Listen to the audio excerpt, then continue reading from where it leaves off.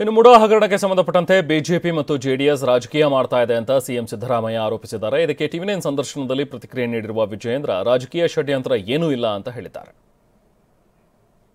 Totally legal, absolutely legal. ಬಿಜೆಪಿಯವರು ಜೆಡಿಎಸ್ನವರು ರಾಜಕಾರಣಕ್ಕೋಸ್ಕರ ಅಪಪ್ರಚಾರ ಮಾಡಿ ನನ್ನ ತೇಜೋವಧೆ ಮಾಡಲಿಕ್ಕೋಸ್ಕರ ಪ್ರಯತ್ನ ಮಾಡ್ತಾ ಇದ್ದಾರೆ ವೈಯಕ್ತಿಕವಾಗಿ. ಯಾಕಂತಂದ್ರೆ ಅವರು ನಾನು 2ನೇ ಸಾರಿ ಮುಖ್ಯಮಂತ್ರಿ ಆಗಿರೋದನ್ನ ಸಹಿಸಿಕೊಳ್ಳಲಿಕ್ಕೆ ಆಗಲ್ಲ. ರಾಜ್ಯದ ಜನತೆಗೂ ಕೂಡ ಸತ್ಯಾಂಶ ಗೊತ್ತಾಗಬೇಕು. ಮೈಸೂರು ಮೂಡಾದಲ್ಲಿ ಆಗಿರ್ತಕ್ಕಂಥ ಹಗರಣ ಇವತ್ತು ಅಹಿಂದ ಹೆಸರನ್ನ ಹೇಳ್ಕೊಂಡು ಬಂದಿರತಕ್ಕಂಥ ಸಿದ್ದರಾಮಯ್ಯವರ ನೇತೃತ್ವದಲ್ಲಿ ಅವರ ಸಮ್ಮುಖದಲ್ಲೇ ಹಗರಣ ಆಗಿರ್ತಕ್ಕಂಥದ್ದು.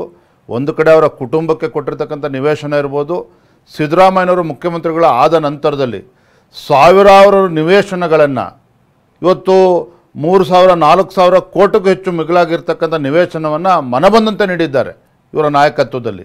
ಅದನ್ನೇ ಇವತ್ತು ಭಾರತೀಯ ಜನತಾ ಪಾರ್ಟಿ ಪ್ರಶ್ನೆ ಮಾಡ್ತಾ ಇರ್ತಕ್ಕಂಥದ್ದೇ ಹೊರತು ನಾವು ಇದರ ರಾಜಕಾರಣ ಮಾಡ್ತಾ ಇಲ್ಲ.